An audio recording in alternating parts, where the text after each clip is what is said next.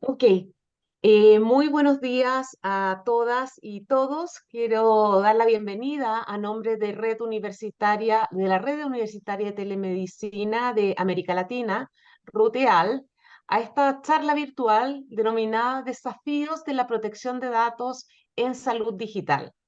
Quiero contarles que RUT América Latina es una iniciativa de las redes de investigación y educación reunidas a través de Red Clara, que busca expandir y fortalecer la cooperación científica y educativa en salud para América Latina mediante la implementación de actividades de colaboración.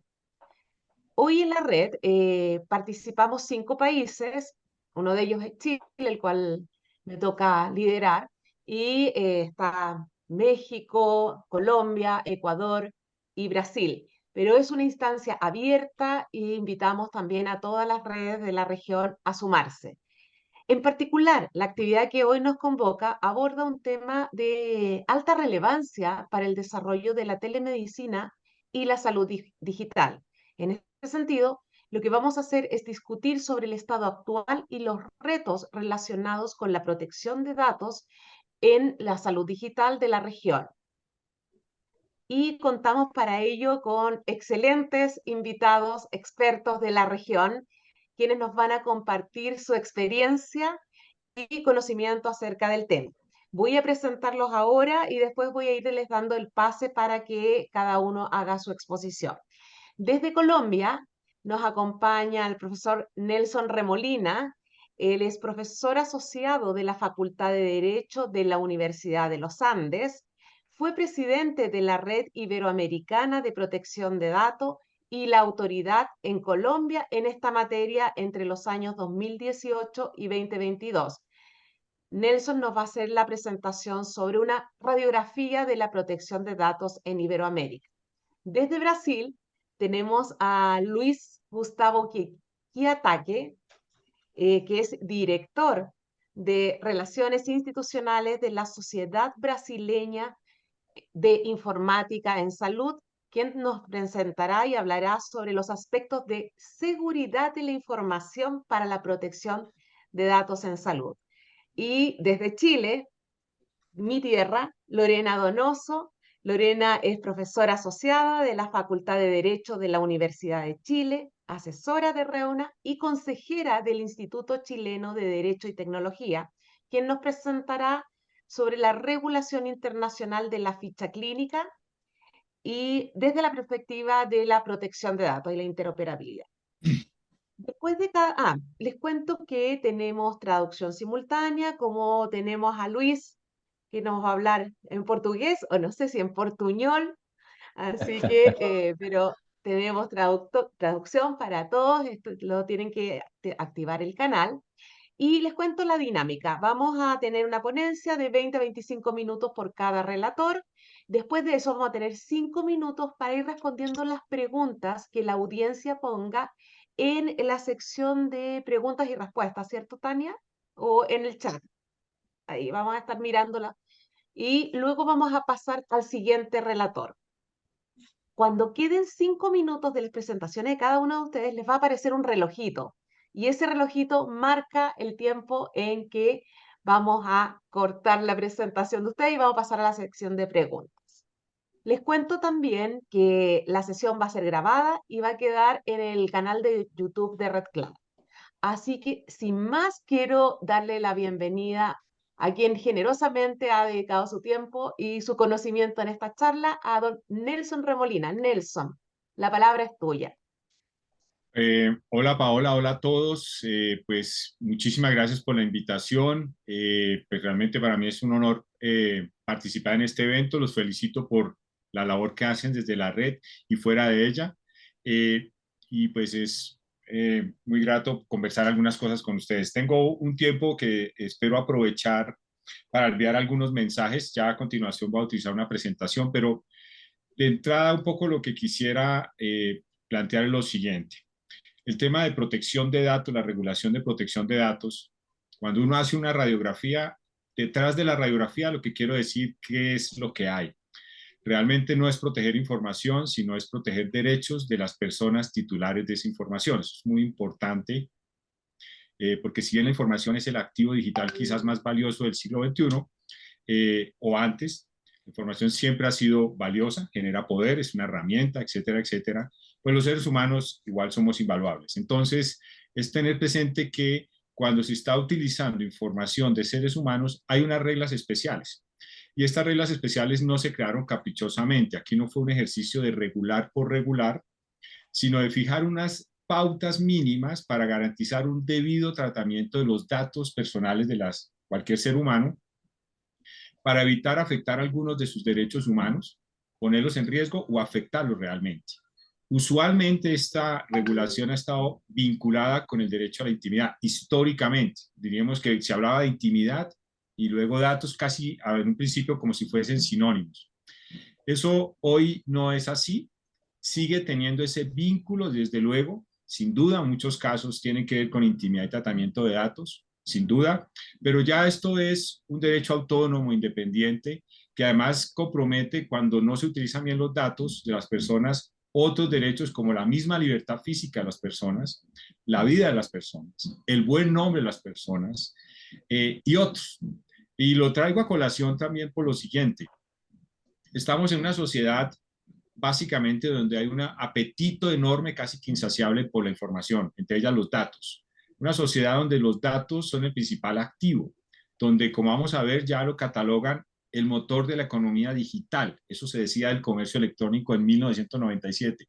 El año pasado se empezó a decir eso de los datos por parte de la OCDE, donde vimos una sociedad sistematizada y automatizada, donde Internet está creciendo casi un 70% ya de acceso en el mundo, donde cada vez nos sorprendemos con tantos desarrollos tecnológicos como inteligencia artificial y muchas otras cosas que omita, pero todo eso no funciona sin información, sin datos. A veces nosotros como seres humanos subvaloramos la importancia de nuestros datos. Créame que son muy relevantes. Un proceso de inteligencia artificial sin datos es como hablar de un río sin agua, o sea, es muy, muy importante. Pero al margen de esa relevancia, y quiero dejar esto ya casi como un mensaje de conclusión, el reto principal es un tratamiento ético de los datos. Podemos tener muchas regulaciones, podemos decir esta es pro tal modelo, tal enfoque, lo que sea, pero finalmente quienes tratan los datos son seres humanos y seres humanos tratando información de los demás. Entonces aquí, además de mirar qué nos toca hacer por ley, además de comparar regulaciones, es hacer un tratamiento ético, diligente y muy profesional de la información de los demás. Porque si no lo hacemos, estamos comprometiendo, poniendo en riesgo o vulnerando los derechos humanos de terceros. Datos en general, cualquiera, datos de salud, obviamente, que es el enfoque que voy a sentarme acá, pues desde luego, con especial énfasis. Esos mensajes, un poco los digo desde ya, porque a veces uno habla y al final no concluye, pero ese es como mi gran mensaje. Ahora voy, entonces, ya ven mi presentación, ¿correcto? Perfecto. Entonces, voy a pasar acá, escúcheme, para plantear lo siguiente. Mire, de datos se viene hablando hace mucho tiempo. Lo que pasa es que desde una época hacia acá, el tema ha estado cada vez más en la agenda de los países, de la universidad, de la sociedad civil, porque es más evidente y notorio el tema de cómo los datos son importantes y cómo si no se usan bien afecta. Y digo desde hace mucho tiempo, quizás de los años 80, pero de pronto antes, ¿no? Pero este es un documento reciente que retoma buena parte de eso. Y este documento de la OCDE del año pasado, finales del año pasado, no es el primero ni va a ser el último, es el último del año pasado, sí, correcto. Pues hablaba sobre qué futuro digital queremos. Entonces pensemos salud digital y hablaba sobre la declaración sobre el futuro digital fiable, sostenible e inclusivo. Futuro digital fiable, sostenible e inclusivo. Bueno, esas son palabras de enorme calado, pero por lo menos que sea un poco fiable, confiable, ¿no? Aquí hay que hacer las cosas muy bien para que esto beneficie a todos y no afecte a algunos en contra o para beneficiar a otros. Eso es un poco buscar ese punto de equilibrio. Aquí se habla de la transformación digital, que no es nuevo, viene de hace rato. Todo lo que está pasando de salud digital hace parte de la transformación digital y se recalca, entre otras, que bajo una sólida protección de datos personales, donde haya un tratamiento seguro, fiable, teniendo en cuenta las tecnologías que te conocemos ahí, las emergentes y particular énfasis a inteligencia artificial. Pero solo parto con ese mensaje porque al final de todo, también hay una gran pregunta, no sé si sea gran pregunta, pero es una pregunta que me parece siempre bueno plantearla, y es, ¿qué tipo de sociedad queremos? Una pregunta, y la segunda es si todo lo tecnológicamente posible es socialmente deseable. Porque con tecnologías podemos hacer muchas cosas, pero ¿hasta dónde queremos llegar? Y cómo debemos hacer un buen uso, almacenamiento, circulación de la información de las personas. Otro mensaje es que la regulación que tenemos en Latinoamérica no nos la inventamos acá. Como sucede con muchas instituciones jurídicas, esto viene en alguna parte, de algún sitio del mundo y en algún momento, como dicen, pues empezó a desarrollar estos temas.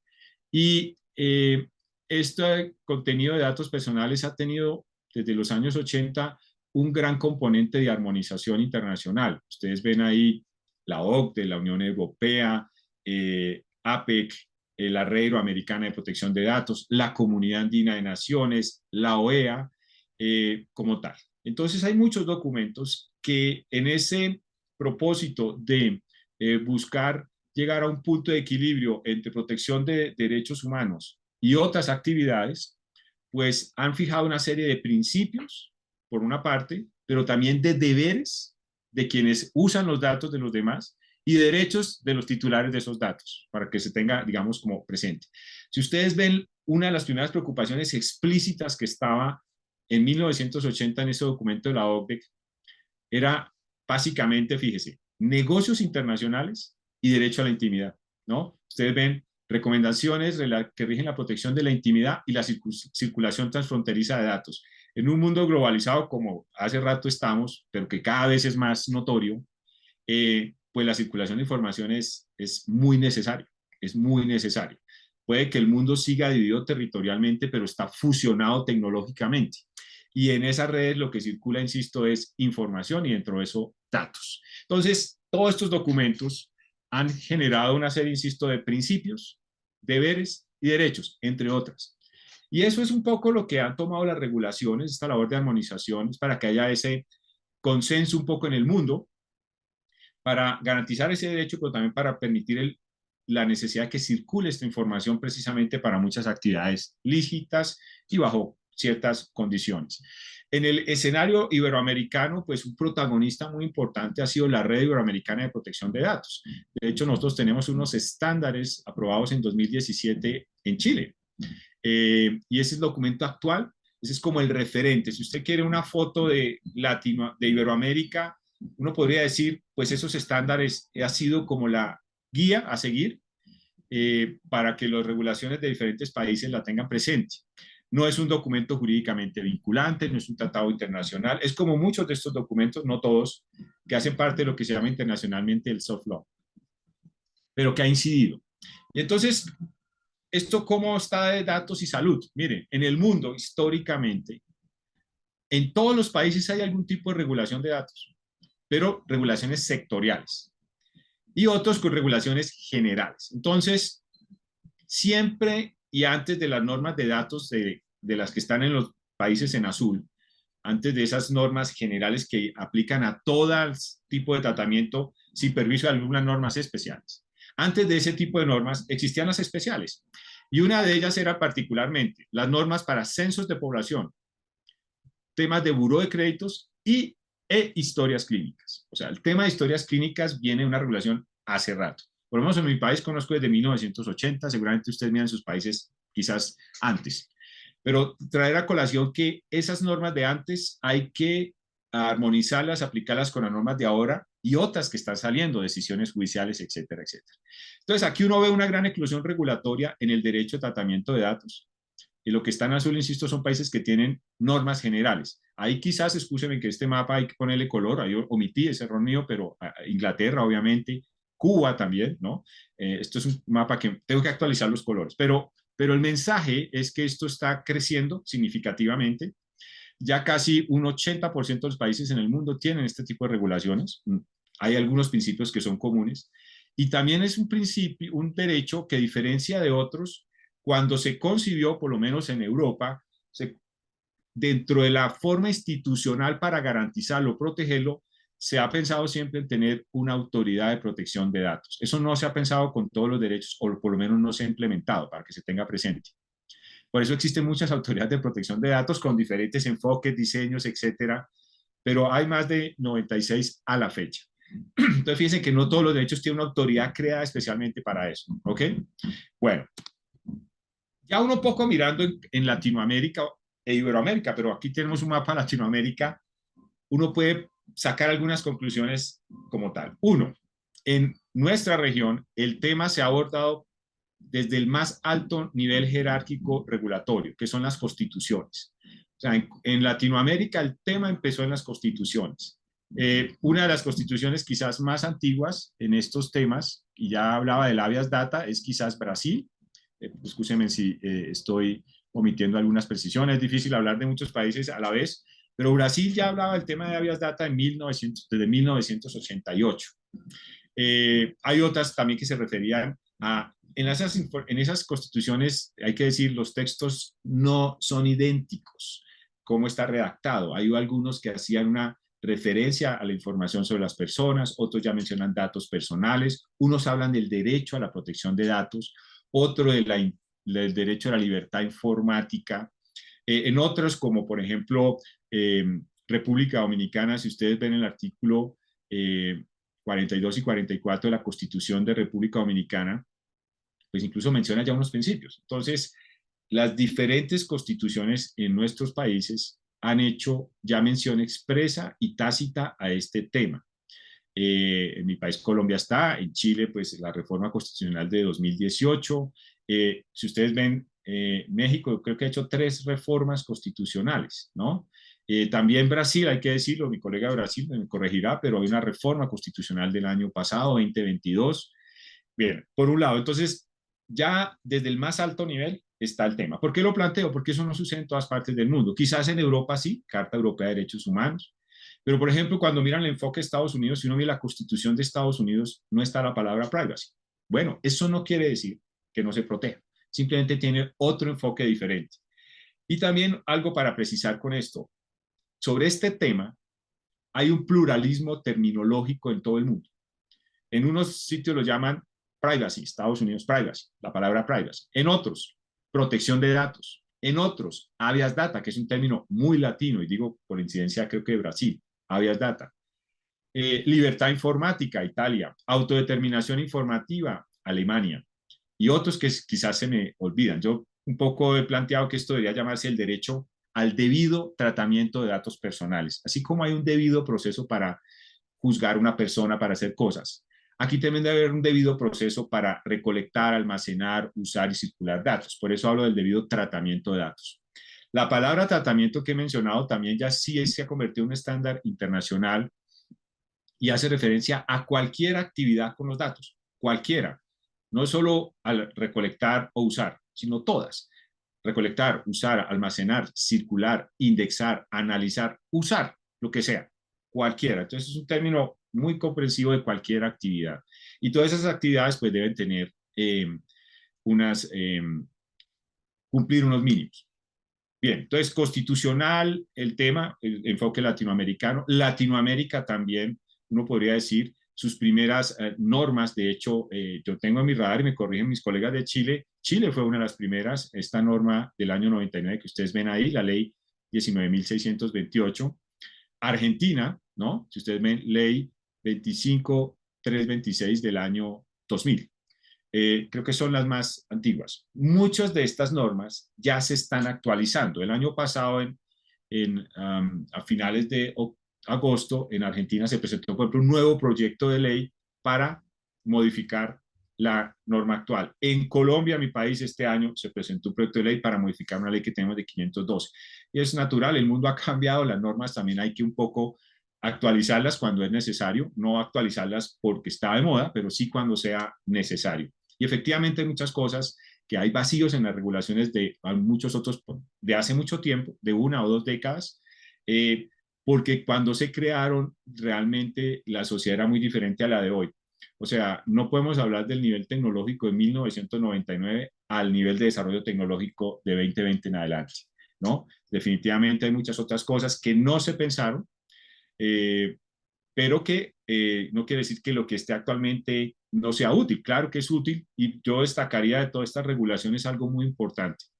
y es que están basadas en redacción de principios, o sea, están miradas para que se apliquen al margen de las tecnologías que se estén desarrollando, las conocidas o las que estén por conocer. Entonces son regulaciones desde una perspectiva neutral tecnológicamente.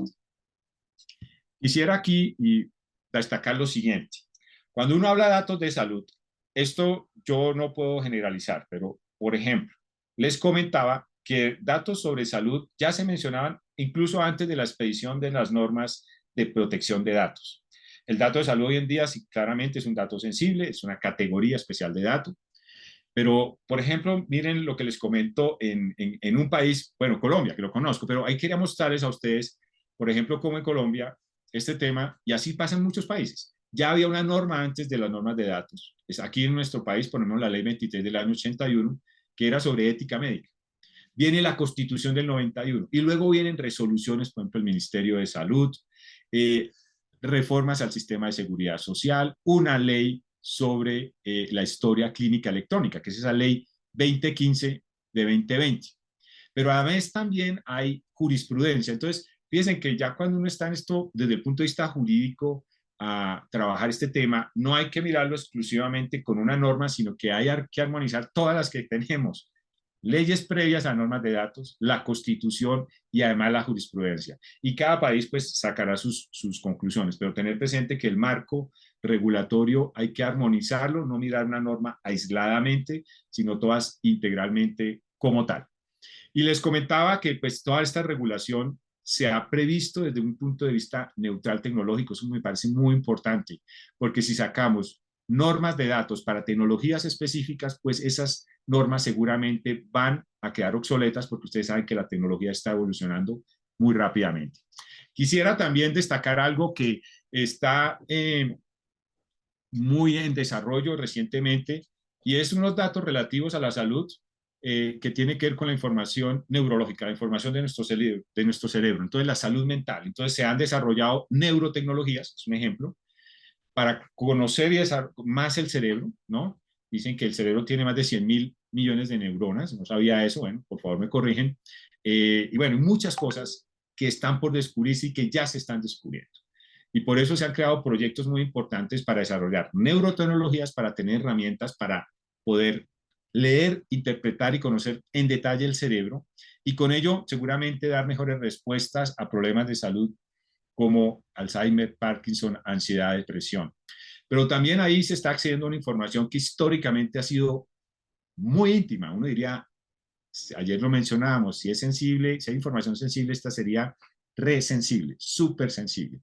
Y acá vienen básicamente cosas que también se puede hacer con esa información. Ya lo han planteado los mismos científicos y también ha surgido la necesidad que se actualice los derechos humanos. La Carta de Derechos Humanos de las Naciones Unidas, que estamos en 75 años, pues hace los retos o derechos de esa época siguen siendo vigentes, pero hay otros que es necesario, eso es lo que se ha planteado, incorporar. Bueno, es un tema que está en discusión. Y fíjense en respuesta sobre el tema. Ustedes pues conocen, Latinoamérica ha sido pionero en poner sobre la agenda regulatoria algunos temas hacia el mundo. Y en esto, pues Chile, en la Constitución, en esta ley de 2020-21, pues incorporó una norma que habla sobre desarrollo científico y la vida física y psíquica de las personas. Y habla, fíjese, la utilización de la información de las personas, especialmente la relacionada con la actividad cerebral. En últimas, la información proveniente de la actividad cerebral. Ahí estamos hablando de un ejemplo de una información, dato personal, mucho más especial y que ya en este momento está llamando mucho la atención porque este tipo de información, si no se utiliza bien, pues podríamos llegar a cosas como manipular el ser humano a través de chips que se incorporen y con inteligencia artificial en el cuerpo. Entonces, ¿eso queremos? ¿Queremos unos seres humanos más superdotados cerebralmente, pero artificialmente que otros? Son cosas que se están planteando como tal. Queremos colocar chips en las personas para que piensen de una manera y no de otra, y ellas piensen que lo que están haciendo es natural de ellos, pero no saben que fue manipulado artificialmente. Son cosas para tener presente que se puede hacer con tecnología e información. Todo esto va a que el tema de salud de procesos enfocados a garantizar el debido tratamiento de las personas con miras en este caso a que eso sea útil para su salud, para garantizar su salud. Ya voy terminando. Simplemente en toda la regulación latinoamericana usualmente hay unas clasificaciones de datos y dentro de estas están los datos sensibles, como unos datos que por lo menos jurisprudencia en Colombia han dicho que debe tener una responsabilidad reforzada. Cuando dice reforzada es que sobre ese tipo de información debe haber mayores medidas de seguridad, restricciones de uso, circulación, etcétera, etcétera. No todo tipo de dato es igual los efectos que puede generar su uso o manipulación. Aquí, por ejemplo, los datos relativos a la salud en Colombia y en muchas partes del mundo expresamente son datos sensibles. Datos biométricos también. Y jurisprudencialmente se ha planteado la necesidad, insisto, de que sobre este tipo de información haya más diligencia, más profesionalismo, más cuidado, porque esta información, si se utiliza indebidamente, no solo puede comprometer la vida privada o íntima de una persona, sino también afectar la misma salud de una persona. Imagínense si una historia clínica no se está actualizando permanentemente y no se registra todo lo que pasa sobre ese paciente. No sé si alguien ha estado en una UCI, espero que nunca estén, yo estuve, y cuando uno está en una UCI, por lo menos hay 3 turnos de equipos médicos que están pasando. Está un paciente ahí, su historia clínica, y pasan varios equipos médicos y todos lo llevan ahí registrados. Si no anotan todo, por ejemplo, que un paciente es alérgico a tal medicamento, omiten eso y llega al otro equipo y le da ese medicamento, seguramente se pueden comprometer la salud de esa persona. Entonces, son cosas, ¿no? Que lo comento no porque sé de salud, sino porque lo viví como paciente para tener, por favor, presente. Y una de las temas también desde Latinoamérica que ha tenido fuerza, y digo que hace eco desde Latinoamérica hacia otras partes del mundo, es el principio de accountability o responsabilidad demostrada, que no es más, pero que es muy importante, de adoptar medidas útiles, oportunas, eficientes y demostrables para cumplir las regulaciones de datos. Y sobre eso, aquí paso muy rápidamente, noten cómo el tema, nosotros tenemos siempre como referencia, por ejemplo, en el mundo, en esto al GDPR, la Directiva 9546. Bueno, estos temas no estaban en esos documentos antes. Estuvo, de hecho, fue en OCDE 1980, la Red Iberoamericana de Protección de Datos 2006, y en muchos países, en Latinoamérica, lo hablo por ejemplo Colombia, está desde 2013. O sea, en Colombia ese tema ya lo venimos trabajando desde 2013. Y es un principio de gran contenido, porque si se cumple en la práctica, eso va a garantizar pues un debido tratamiento de los datos. Y digo en la práctica porque accountability es adoptar medidas, pero no dejarlas solo en el papel, no es escribir políticas, sino implementarlas en la práctica. No hay que dejar ese mensaje falso de que si yo creo una política de datos, un manual interno de datos, esos documentos densos, ya estamos garantizando un debido tratamiento de datos. No, eso que se promete en los documentos hay que cumplirlo en la práctica. Ese es el gran reto o desafío que hay como tal. Y ya para terminar, quizás todo esto también que está planteado es todo proyecto que se haga, particularmente que involucre datos sensibles, pues hay que pensarlo muy bien desde el principio y por eso se hacen estos estudios de impacto de privacidad. ¿Para qué? Y están muchas regulaciones.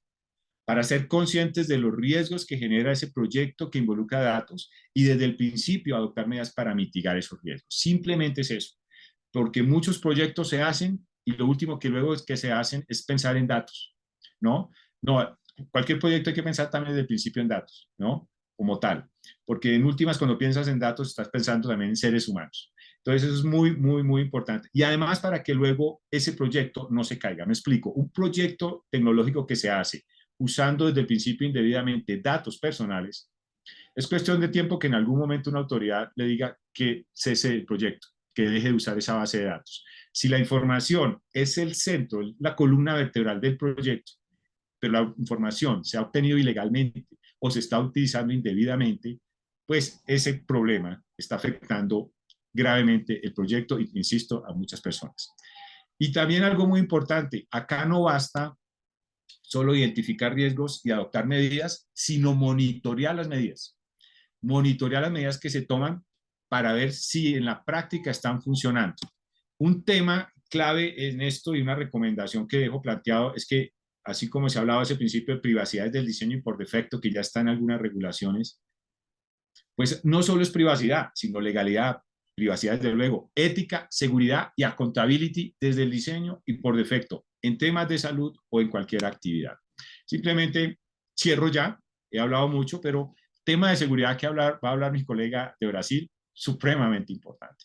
O sea, esto ya ha pasado de fallas de seguridad. Aquí hay un caso que coloco en Colombia, pero es un caso infortunado, pero básicamente es una ciudadana se enteró que su hermana tuvo un aborto esporádico o espontáneo. Eh, y dijo, bueno, ¿usted cómo se enteró? Dijo, no, puse su nombre en Google y sale aborto esporádico. ¿Qué pasó? Pues esta persona utilizaba servicios de telemedicina y pues ahí le cuenta al médico todo lo que ha tenido, en fin, pero no se dieron cuenta que esa información quedó libre en Internet por varios meses. Se dieron cuenta en esa entidad de salud fue por la queja de la ciudadana, pero uno mira el caso y se afectaron varios ciudadanos, datos de niños, datos sensibles, etcétera, etcétera. Y fue un tema de salud. Y hay que decir lo siguiente, no quiere decir que esa entidad de salud no haya adoptado medidas de seguridad, de pronto es que no monitorea que esas medidas siguen siendo útiles. Y a veces no se dan cuenta que están desde hace rato con un incidente de seguridad. Entonces, esto hay que ser cada vez más proactivos y efectivos en estas medidas. Bueno, dejo de hablar hasta ahí. Muchas gracias. No sé si hay preguntas. Muchas gracias, Nelson. La verdad es que primero te agradezco la capacidad de síntesis para un tema tan amplio y con tantas aristas. Veo que bueno, agradezco a Paulo de Brasil, a Mayra de no sé qué país, de Guatemala, quienes han dejado algunos links de interés para la comunidad. Y hay no sé si es una consulta de Eduardo Caballero que habla desde Panamá. Dice que sobre el uso ético de los datos y garantías de los derechos de los participantes en este estudio, se puede especificar que cada detalle en un acuerdo robusto de consentimiento.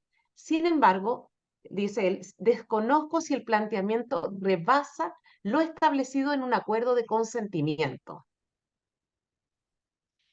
Ah, sí, a ver, gracias por la reflexión que es muy válida. El tema ético, ustedes saben que es muy amplio, porque el tema ético, en últimas, yo no soy experto en ética, entonces si alguien sabe de ética me ayuda, por favor, pero en últimas, si estamos haciendo o no lo correcto, podría ser un tema, una pregunta. Pero obviamente el consentimiento no es únicamente algo ético, el consentimiento de hecho ya es un deber legal. Yo creo que lo ético es, primero, si esa información la tomamos para unas cosas, por ejemplo, comprometernos a utilizarla para eso y no estarla recolectando para unas cosas y utilizarlas para otras. Déjenme darles un ejemplo, el caso de Cambridge Analytica. Se recolectó una información en Internet para unos propósitos y se utilizó para campañas políticas y otras cosas que ustedes conocen. Entonces, el tema ético va mucho más allá de hacer una autorización y obtener una autorización. Primero, obviamente, hay que hacerlo porque es un deber legal, pero también honrar la palabra, o sea, comprometerse, porque muchas veces se prometen cosas, pero se hacen unas cosas y se hacen otras, ¿no? Es lo que yo un poco mi reacción al comentario que agradezco. Muchas gracias, Nelson. Hay una pregunta en inglés que no la voy a leer porque me voy a delatar en mi pronunciación. No sé si la puedes ver tú. Acá en el chat está, la hace Antonio Ortiz. Dice, ¿la pudiste ver, Nelson? Estoy mirando, lo estoy mirando. Eh, si los logos de las transacciones. Bueno, es sobre el tema de logos, es un tema, me corrige por favor la persona que hace la pregunta o Antonio Ortiz. Pero Antonio, el tema de los logs, pues finalmente yo lo veo de mi perspectiva como un tema de evidencia probatoria. Y no sé, los logs, siempre hay unas discusiones. Dar acceso o no en esos casos a las personas, a quiénes, y dos, por cuánto tiempo mantener esos logs, porque ahí lo que hay es prueba de la trazabilidad de lo que ha sucedido respecto de un caso como tal. Entonces, yo creo que cuando veo su pregunta, esto tiene que ver también con algo que está sucediendo en inteligencia artificial, y me corrige Antonio, es el principio de explicabilidad en materia de las decisiones automatizadas que se toman sobre la salud de una persona. Por ejemplo, el principio de explicabilidad apunta a que le indiquen a la persona qué información se utilizó, cuál fue la lógica, la herramienta o algoritmo para tomar esa decisión, ¿no? Como tal. No sé si era eso, Antonio, pero es lo que podría decirte como reacción a lo que entendí de tu pregunta. Bueno, Antonio estaba preguntando acerca de las bitácoras, en realidad de seguridad de los expedientes. Yo creo que va en la línea de lo que tú estabas planteando, y si es accesible para los pacientes. Tal vez, y como tenemos un poco tiempo, a lo mejor después Luis podría complementar a lo mejor algo de esa respuesta en su sesión. Voy a hacer la última pregunta para dar el paso a Luis, que la hace Nancy Gertrudis, no sé de qué país nos escribe Nancy. Dice, considerando que el desarrollo tecnológico va a pasos adelante versus los marcos regulatorios y jurídicos, ¿cuáles son los retos de poner en práctica la seguridad u otro criterio por diseño? Interesante, creo que también es para Luis. Adelante. Bueno, con los desarrollos tecnológicos, primero, al margen de si la regulación está o no está, yo creo que debe haber un gran compromiso de quienes desarrollan estas tecnologías. O sea, yo creo que hay cosas que son por sentido común, de que primero quienes desarrollan tecnologías saben de los riesgos que están generando y tienen que ser responsables con eso, porque si no lo hacen bien, también van a afectar a muchas personas en sus derechos. El tema de seguridad no es nuevo.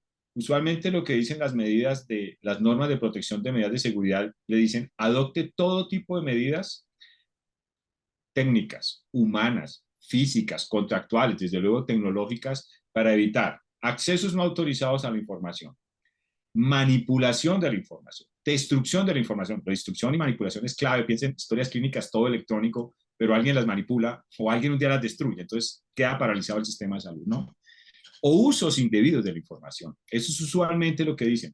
Accesos no autorizados, manipulación, destrucción o usos indebidos. Entonces, eso ya se sabe. Lo que pasa es que la norma no le dicen el cómo, sí le dicen el qué se quiere, no el cómo. Y ese cómo, pues un poco los que desarrollan estos productos deben tenerlo presente desde el diseño. Pero también hay que aclarar que hay muchas cosas que no solo es desde el diseño del producto, sino también la responsabilidad de seguridad en cabeza muchas veces del usuario del producto, ¿no? Hay que mirar, pero sin duda el producto debe tener seguridad desde el diseño también, seguridad desde el diseño y por defecto. Muchas gracias, Nelson. Y voy a darle el paso. Muchísimas, realmente muchísimas gracias por tu gran mirada de la región.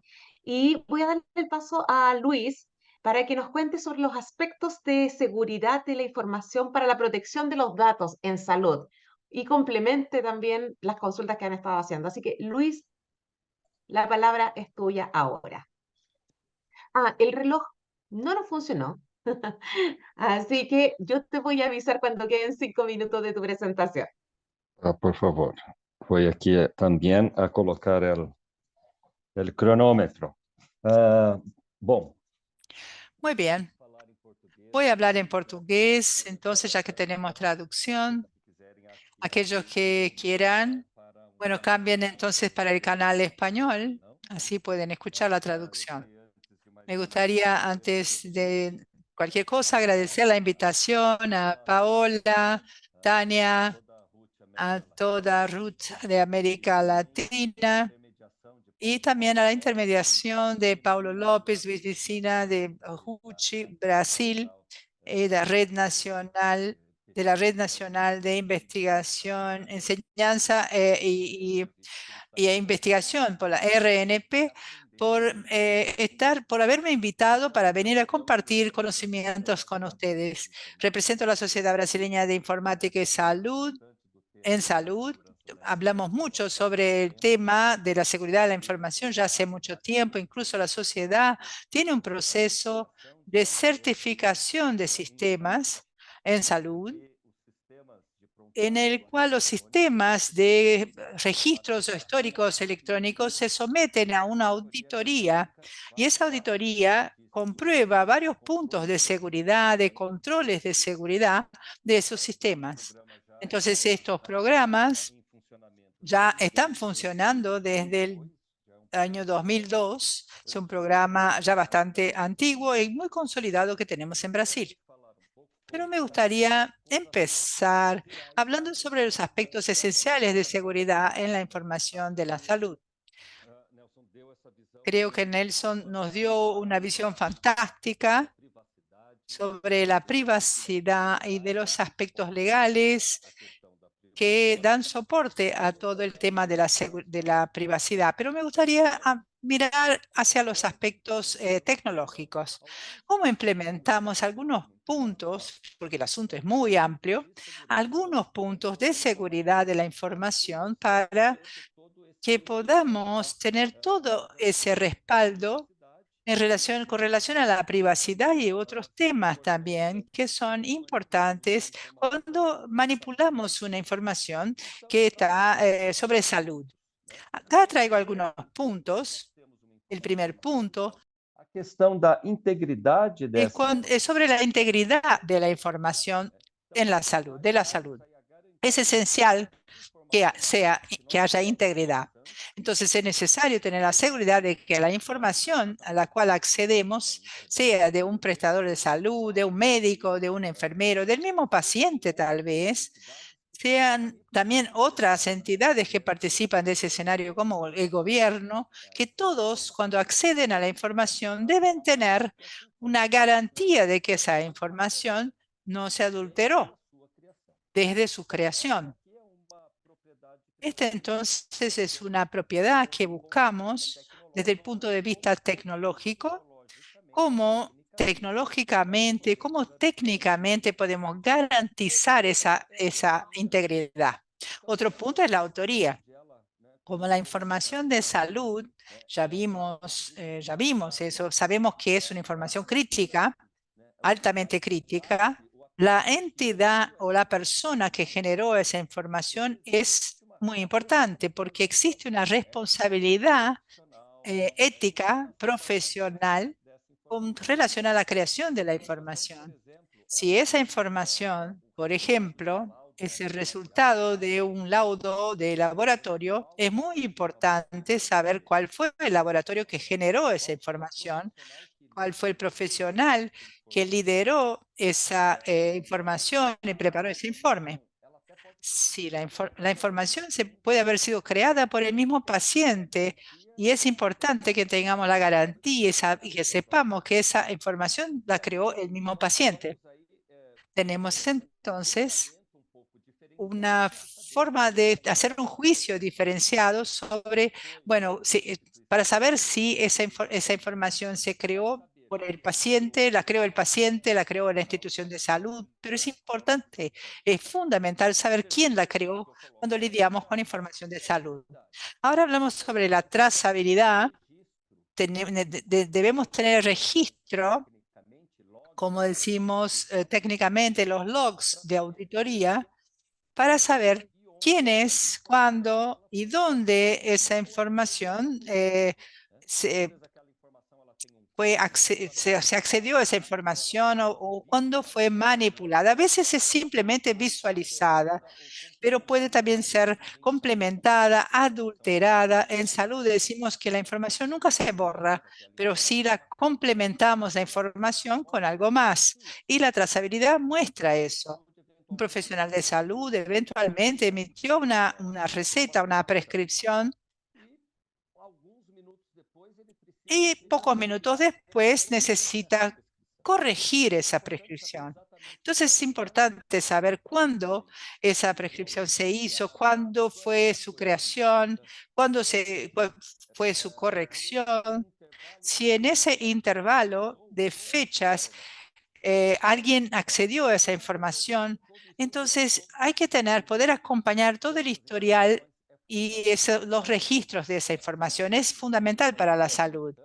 El tema del tiempo es muy importante, ya que consideramos en el caso que mencioné, si uno emite una prescripción y, por ejemplo, ese medicamento es administrado al paciente y luego esa prescripción se corrige, bueno, tenemos que saber que ya no sirve. El medicamento ya se administró, ya se lo dio al paciente. Entonces es importante tener en cuenta el tiempo en los temas de salud.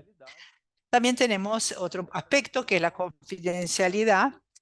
Bueno, y la información debe estar disponible exclusivamente para los que tienen permiso de acceder a esa información. Y gran parte del tema de la privacidad recae en un primer momento en el tema de la confidencialidad. Cuando hablamos sobre privacidad, bueno, tenemos muchas otras cuestiones que podemos observar, por ejemplo, autoría, integridad, todo eso es importante, obviamente, en la privacidad. Pero entonces, cuando decimos que necesitamos tener confidencialidad, veamos que tenemos dos protecciones acá que son necesarias. La información debe ser tecnológicamente protegida, debe ser encriptada, esto es un término técnico, y el acceso a esa información solo debe existir para personas que tienen el permiso para accederla. Entonces selecciono una categoría de personas que debo identificar antes de acceder a la información. Entonces, si alguien quiere acceder a la información, bueno, primero necesito saber quién es esa persona, luego comprobar si esa persona tiene el permiso para acceder a la información. Por detrás de ese control, hay toda una necesidad de identificación de esos actores. Y esos actores, bueno, pueden ser personas, pueden ser el mismo paciente, el médico que atendió al paciente, alguien de la familia del paciente, alguien a quien el paciente otorgó permiso para acceder a la información. Entonces, allí vamos viendo la complejidad de todo lo que tenemos cuando queremos proteger la información de salud, ya que la cantidad de actores involucrados es muy grande. Para eso traigo acá un elemento tecnológico que es el certificado digital. El certificado tiene ciertas propiedades. Nos provee la integridad, nos provee la información sobre la autoría, y a través de la integridad y de la autoría de un certificado digital, bueno, tenemos la posibilidad de generar firmas de documentos electrónicos y autenticarlos. O sea, identificar a esos documentos en forma electrónica. Además, el certificado digital también puede proveer el encriptado. Tenemos entonces la propiedad del secreto y de la confidencialidad que mencionamos. Cuando vemos desde el punto de vista tecnológico, esta tecnología de certificación digital, bueno, parece atendernos en distintas necesidades que tenemos para proveer una mayor seguridad a los datos de la salud. Como estamos en un foro de distintos países, traje una mirada específica para el intercambio de información entre países. ¿Cómo podemos intercambiar información en nuestra región? Y creo que esta primera mirada legal es fundamental para verificar temas legales de todos estos países, de todos los países de origen de la información, donde la información, también a dónde se va a enviar a la información, que se incluyó muy bien en esa radiografía, vamos a decirlo así, de los aspectos legales. Así como miramos a los aspectos legales, también debemos, para viabilizar el intercambio de información, necesitamos de estándares técnicos y de gobernanza. El estándar técnico, bueno, ¿cómo saco un mensaje electrónico de un lugar, la envío para el otro lado para que se interprete debidamente con todos los aspectos que vimos sobre seguridad, autoría, integridad? Y los aspectos de gobernanza son necesarios para organizar esos estándares, para que se implementen de hecho. Entonces necesito saber y definir dentro de esta región con esos actores cuáles son los grados de confiabilidad, de confianza, qué estándares vamos a utilizar. Entonces para eso necesitamos una gobernanza común. Acá destaco, cuando hablamos de estándares técnicos y de gobernanza, llamo la atención para la ISO 27799, que es del grupo Health Informatics, que, bueno, justamente se refiere a la implementación de la ISO 27002, que es nuestro instrumento normativo más tradicional y más utilizado en todo el mundo en seguridad de la información, la 27002. No es específica sobre la salud, pero ya se creó la 27799 que mira hacia la norma internacional genérica de la información y la adapta o la vuelve más adecuada para nuestro ambiente de salud. Simplemente para ejemplificar algo clásico, muchas veces, por ejemplo, cuando vamos a un banco, tenemos unas puertas, un control de acceso, uno necesita identificarse. Entonces, si pensamos una institución de salud como un hospital, muchas veces no podemos poner todos esos controles en la puerta de un hospital porque necesitamos que el paciente pueda entrar rápidamente a un hospital en caso de emergencia, por ejemplo. Entonces, todos esos temas de seguridad, identificación, control, se dejan para un segundo momento en favor de la atención del paciente. Entonces, es más complejo tomar una norma de seguridad internacional y aplicarla a un hospital. La norma ya va a imponer esa serie de controles antes de que haya una transacción, digamos así, electrónica, sea electrónica, financiera o en nuestro caso la prestación de servicio de salud. Otra norma de la cual participamos muy activamente fue la 14.441, la norma sobre requisitos de seguridad y privacidad para sistemas electrónicos de salud, para que se los pueda usar en un proceso, una evaluación de conformidad. Entonces nosotros propusimos esta norma, Brasil la propuso, y esa norma se publicó ya hace algunos años.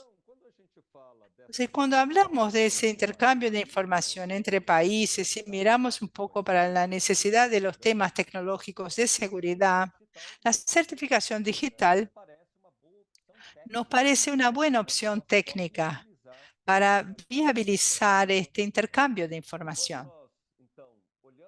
Y cuando miramos a los temas de la certificación digital, vemos la necesidad de definir el proceso de confianza de las llaves de emisión de certificados. Entonces, un certificado digital se emite por un país.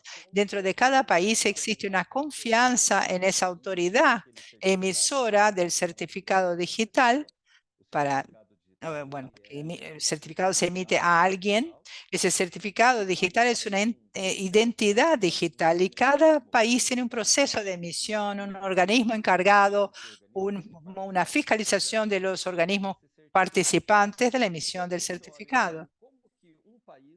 Cuando vemos entonces todo este tema, pensamos cómo un país va a confiar en un certificado digital emitido por otro país. Debemos poder evaluar todos esos temas de gobernanza, como mencioné, para comprobar. Por ejemplo, Brasil tiene una entidad certificadora única, entonces todos los certificados de los ciudadanos están bajo un mismo paraguas, una misma autoridad certificadora. Entonces, si yo confío en esa autoridad certificadora, automáticamente voy a confiar en todos los certificados digitales emitidos que estén por debajo de ese paraguas de esa autoridad. Eso ocurre con muchos países, por ejemplo, en los Estados Unidos. Los Estados Unidos son una excepción, no tienen esa cadena gubernamental centralizada de emisión de certificados digitales. Entonces, es importante conocer cómo esos certificados se emiten en ese país. Nosotros participamos más activamente del proyecto de certificado digital de vacunación que ya traía ese desafío. ¿Cómo vamos a intercambiar información de salud pensando en un conjunto muy reducido de información? Es un certificado de vacunación que empieza por el certificado de COVID. Entonces, para eso se establecieron algunos foros. La Organización Mundial de Salud, por ejemplo, estableció una red de certificación global digital de salud. Y muchas de esas iniciativas se pusieron en práctica con un proceso de la creación del validador de esos certificados de vacunación, proceso que se presentó en la reunión de G20 en Indonesia en el año pasado. Ese proceso tuvo la participación de algunas instituciones como el GDHP, el de Global Digital Health Partnerships. Acá a ustedes les dejo los enlaces. Tenemos Recaensa con algunas acciones de interoperabilidad. Hubo en esa discusión y a partir de la construcción del validador de esas instituciones, bueno, tuvimos todos esos temas sobre cómo utilizar la certificación digital. Y acá, bueno, para ilustrar, muestro cómo los países necesitaban presentar las autoridades que emiten esos certificados digitales para que logremos crear un repositorio de llaves de seguridad y distribuir esas llaves de confianza para los países. Si un certificado de vacunación de Brasil es firmado por una llave emitida en Brasil, será validado en Chile, por ejemplo. Entonces, cuando llega a Chile, el sistema o ese país debe confiar en la llave brasileña que emitió el certificado digital. Hay varias técnicas entonces involucradas allí para cómo hacer esa distribución y la gestión de las llaves de seguridad, de confianza, perdón. Hasta incluso porque las llaves cambian. Un país tiene una llave, a partir de un determinado momento esa llave cambia, es reemplazada por otra, entonces debemos distribuir la nueva llave para que se use reemplazando la llave anterior. Entonces vemos que debe haber una gobernanza de esas llaves y es un camino que ya se viene discutiendo y adoptando para el intercambio de información en salud a nivel internacional. Específicamente voy a dar un ejemplo de Brasil. Tenemos el establecimiento de una red nacional de datos en salud. Es una plataforma tecnológica que tiene la pretensión de intercambiar datos entre todos los actores que forman parte del sistema de salud en Brasil. Bueno, eso puede pasar en otro país. Específicamente, Brasil también tiene una presencia muy fuerte de operadoras de planes de salud o seguros de salud. Un cuarto de la población tiene esa atención por la salud suplementaria. Más allá de que tengamos nuestros planes de salud universal, todos los ciudadanos tienen el derecho de tener esa atención del sistema público de salud, recordando que no solo los ciudadanos brasileños, pero todas las personas que están en el suelo brasileño.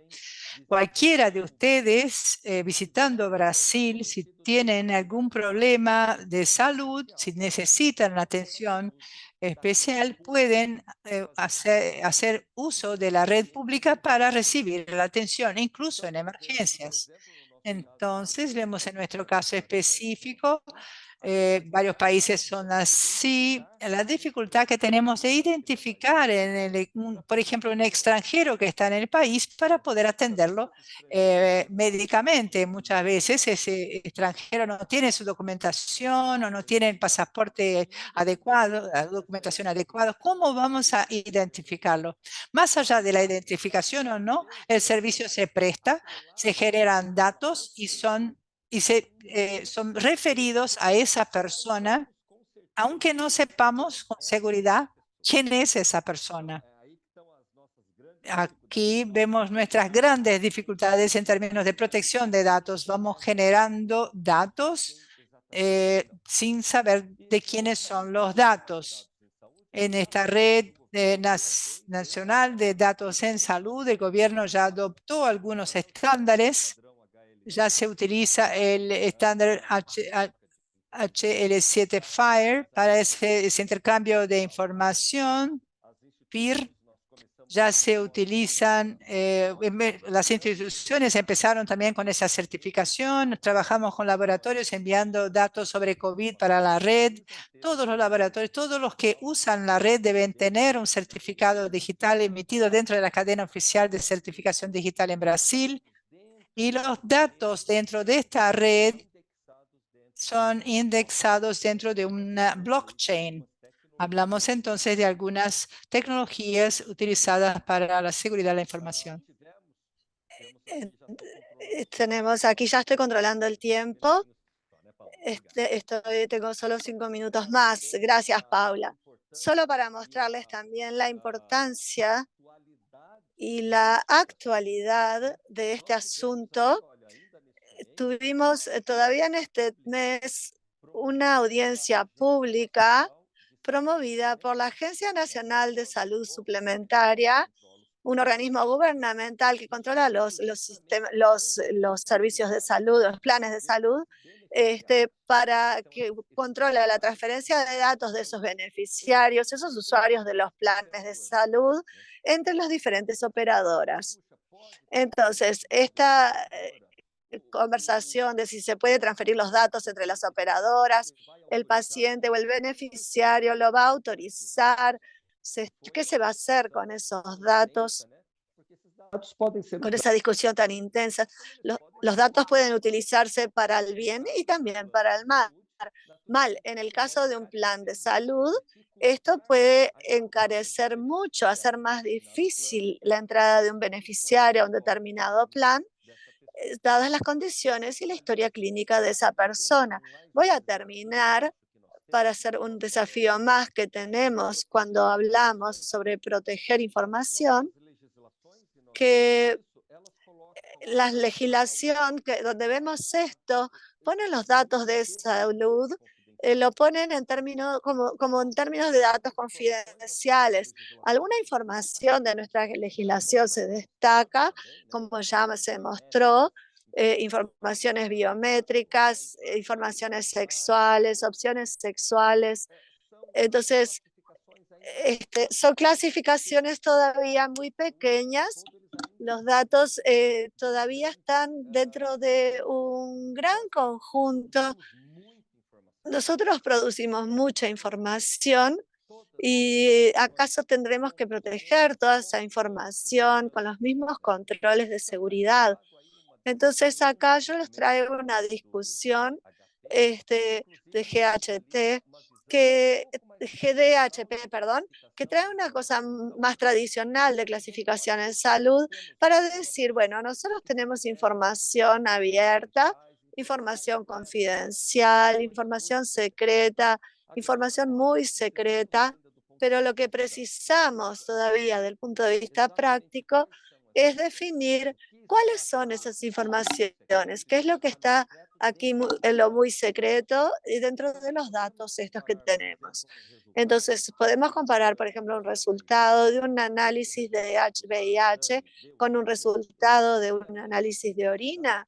Entonces, esto puede, el resultado de un test de embarazo tiene la misma gravedad que otro tipo de test.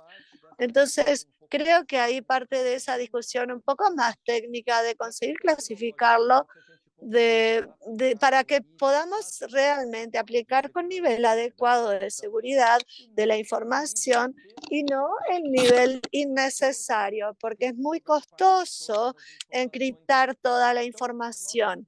Entonces, si nosotros podemos reducir un poco ese alcance, de alguna manera lo facilitamos, viabilizamos la aplicación de la seguridad de la información.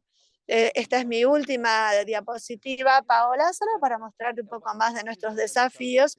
Esta es una investigación que se hizo en Brasil, que se llama TIC Salud, Tecnologías de la Información y la Comunicación para la Salud.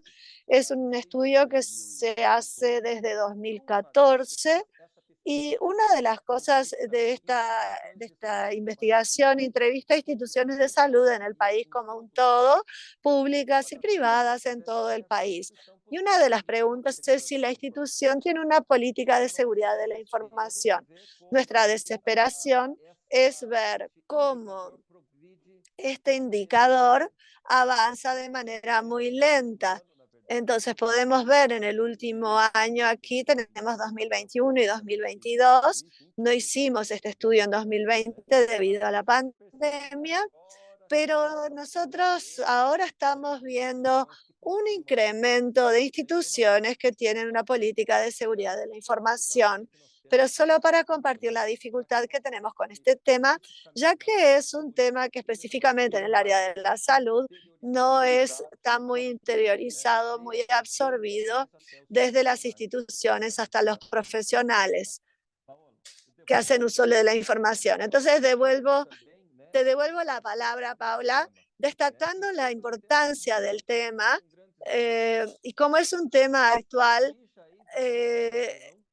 cómo exige a toda la región una discusión perenne y recurrente y de este tema para que podamos evolucionar en el tema de manera correcta y exacta. Muchas gracias, Luis. Muy interesante tu presentación y tomando incluso tu último desafío planteado a la comunidad. Tengo aquí una pregunta de Paulo. Voy a hacer mi mejor traducción del portugués, aunque debo decir que a Luis le entendí muchísimo. No usé la traducción, así que estoy muy feliz. Dice, ¿cuál es el papel que las redes de investigación y educación, como RNP, em, en especial Red Clara a nivel latinoamericano, debemos o podemos hacer para avanzar en el tema de los certificados digitales y el intercambio de información en salud entre los países? Perfeito, obrigado pela pergunta, Paulo. Perfecto, muchas gracias por la pregunta, Paulo. Es necesario tener una visión tecnológica y de conocimiento de cómo este instrumento tecnológico se utiliza en toda la región. Es importante y se puede proveer, lo pueden proveer las redes. Hacer ese relevamiento y esa armonización es algo que las redes pueden hacer, identificando las dificultades de esas correlaciones. Muchas veces un certificado puede tener un estándar distinto entre un país y otro, lo que podría dificultar la adopción más rápida del instrumento. Entonces creo que esta perspectiva, esta discusión entre las redes es muy importante y que vayamos hacia la gobernanza, que veamos bien el estado de cada país en relación al uso de la tecnología, especialmente en la salud.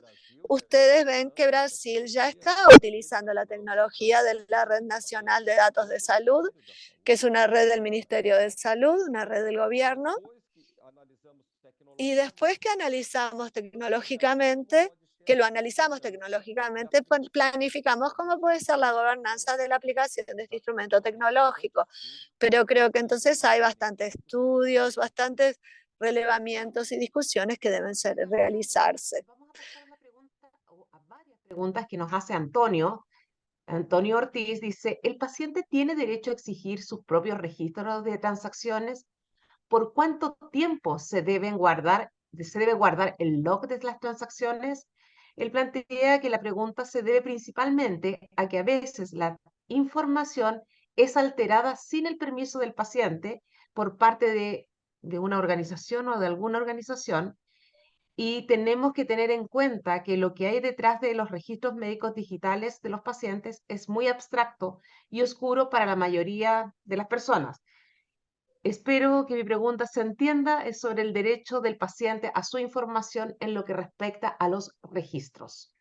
Perfeito. De uma maneira rápida, Perfecto. De manera rápida, tenemos una ley que impone un plazo de 20 años de mantener disponible la información a los pacientes luego de su última atención.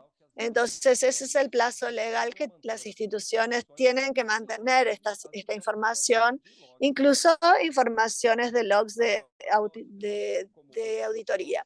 Ahora, nuestro desafío, como ya se dijo, ¿y si la información se modifica sin el consentimiento del paciente o a pesar de del conocimiento del paciente. Para ello es que tenemos que implantar todos los controles tecnológicos. Pero, a ver, todavía vemos un gran desafío de todo lo que hay que hacer. Muchas instituciones ni siquiera usan instrumentos tecnológicos y todavía registros en papel, y son esos controles en el propio papel. Los que están adoptando registros electrónicos ni siempre tienen los controles de seguridad adecuados. Entonces, creo que tenemos muchos desafíos, Ortiz, para poder armonizar, y en nuestra región tan diversificada también, instituciones de salud que tienen una infraestructura muy avanzada, pero al mismo tiempo también hay instituciones muy rudimentarias todavía, que es un gran desafío armonizarlo. Esto en países, por ejemplo, como Brasil, tenemos la Amazonia, tenemos Colombia, tenemos otros países con grandes dificultades de acceso también. Muchas gracias, Luis. Ciertamente esa constatación que tú haces de Brasil, yo creo que se replica en los distintos países sobre los distintos niveles de desarrollo y de recursos con que cuentan las instituciones de salud. Una última pregunta para dejarle la palabra a Lorena, que también la hace Paulo, tiene que ver con un tema que es muy relevante en la región, pero a nivel mundial, que es el rol de la salud digital en el apoyo o en la asistencia de los refugiados e inmigrantes. Este es un tema que nosotros como Ruta América Latina queremos empezar a discutir a nivel regional. ¿Cuál es tu mirada del rol de la salud digital en ese aspecto tan clave hoy en nuestra sociedad? Perfeito. Acredito que esse assunto até vai ficar... Perfecto. Yo creo que este tema incluso va a quedar más completo después de la presentación de Lorena, porque creo que en un primer momento tenemos que definir cuál es el conjunto de información básicas, principalmente los refugiados, las personas que se cambian de país, cuáles son los conjuntos de informaciones más relevantes que podemos tener en formato digital. Y ahí sí, dado el conjunto de información y un estándar de formato digital, complementarlo con los temas de seguridad de la información para saber el origen de la información, un origen garantizado de la información, quién la creó, quién accedió a ella, cómo se complementó. Y tenemos ese historial coherente de una información de salud para poder tomar decisiones acertadas o correctas. Y hoy en día decimos que tenemos la inteligencia artificial analizando todos esos datos. ¿Con qué confianza, con qué grado de confianza es que esta máquina va a considerar esta información? Esa es una gran preocupación que tenemos. Gracias, Luis. Tenemos varias preguntas en el chat. Lamentablemente no podemos responderlas todas. Si Luis, tú puedes irlas mirando en una de esas, las vas escribiendo, aunque sea en portugués. Eso sería Ok. fantástico, o en brasileño, porque tenemos que darle el paso también a Lorena. Y como dices tú, hay un nexo entre tu presentación y la que nos va a hacer Lorena sobre la regulación internacional de la ficha clínica desde la perspectiva de la interoperabilidad, de compartir información y la protección de datos. Así que Lore, adelante, yo te voy a tomar el tiempo y te aviso cuando te queden unos minutos. Ok, Adelante, muchas gracias. muchas gracias a ustedes. Primero que nada, quisiera agradecer la instancia de hacer este encuentro tan importante para la región, a la incansable Paola, que nos arrastra a todos en su entusiasmo, y a Red Clara, que está también aquí en esto, ¿no?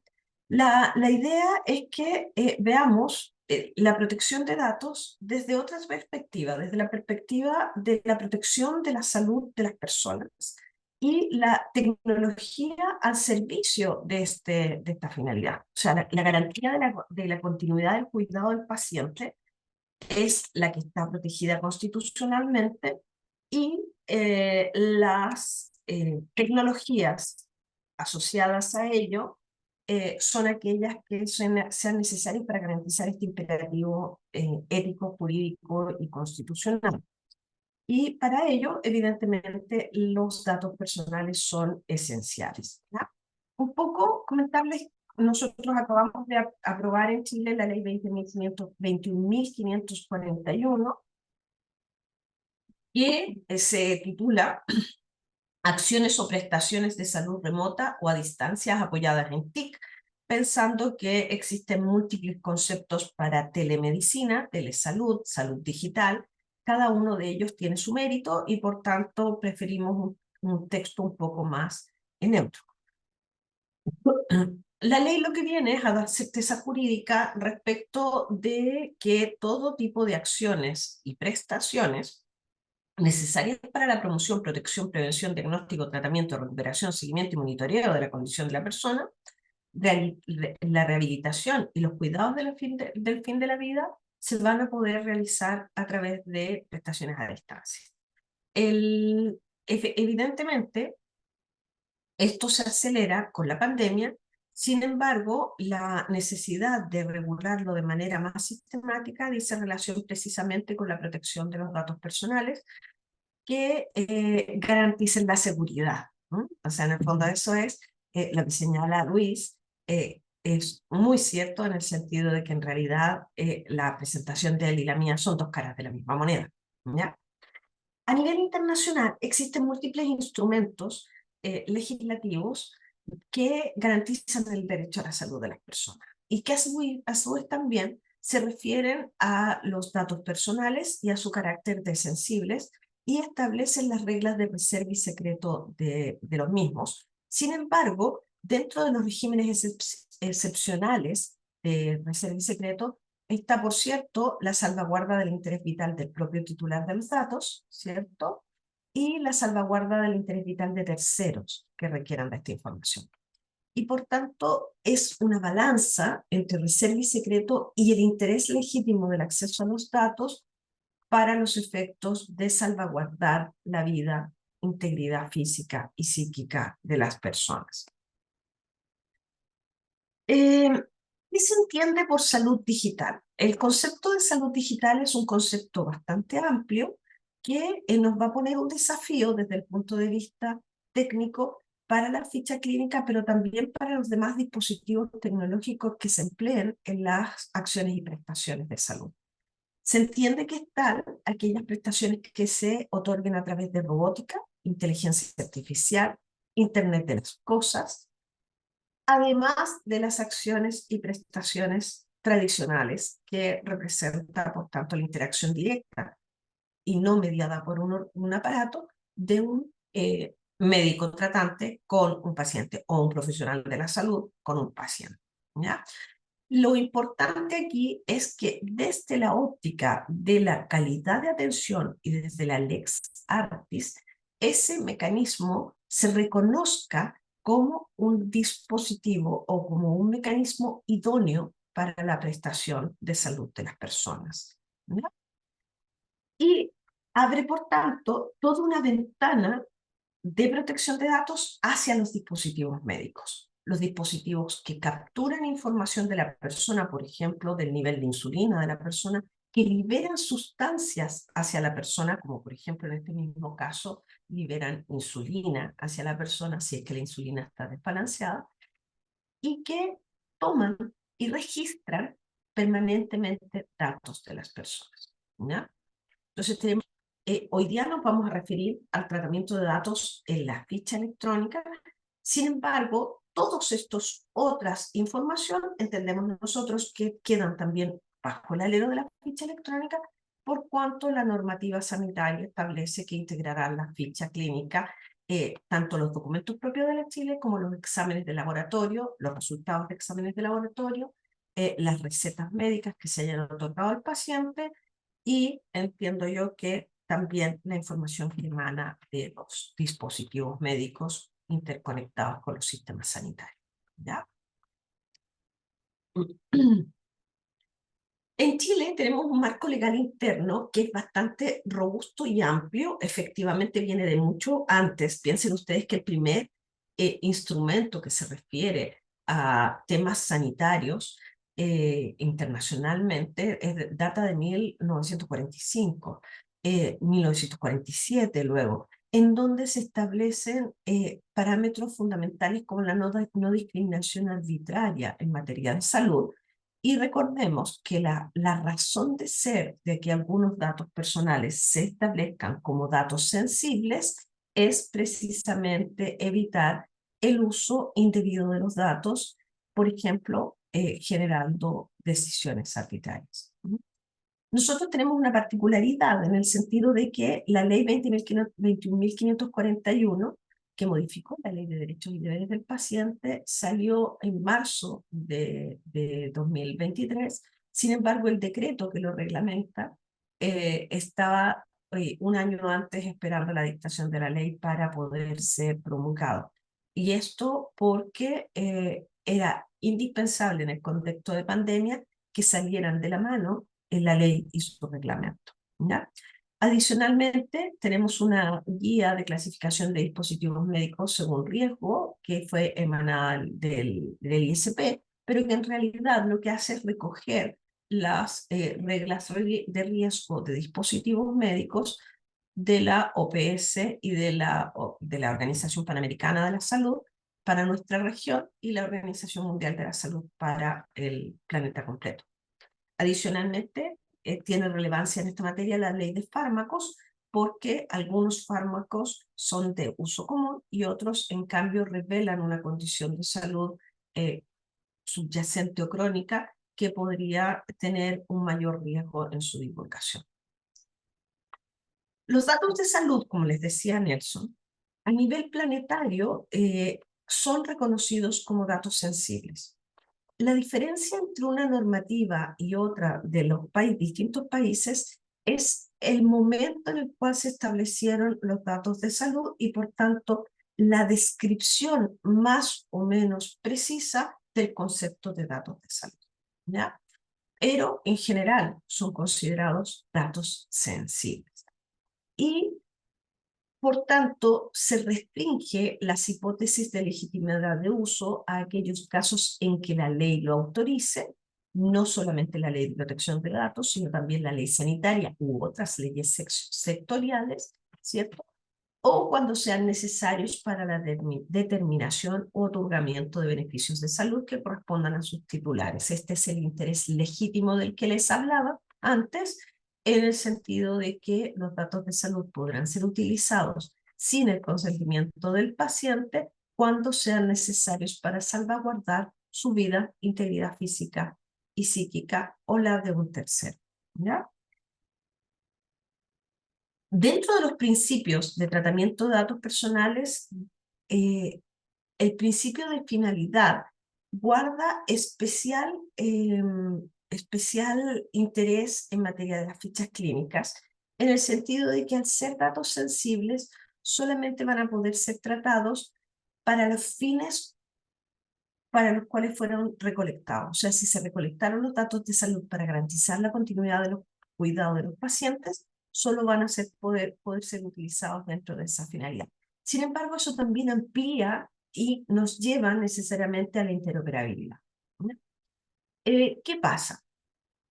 Que si los datos sensibles pueden ser tratados para los efectos de salvarle la vida a las personas o devolver la salud a las personas, con independencia del prestador que originariamente haya recogido los datos personales, todo prestador que participa en la continuidad del cuidado del paciente debiera tener garantizado el acceso a los datos de salud, ¿ya?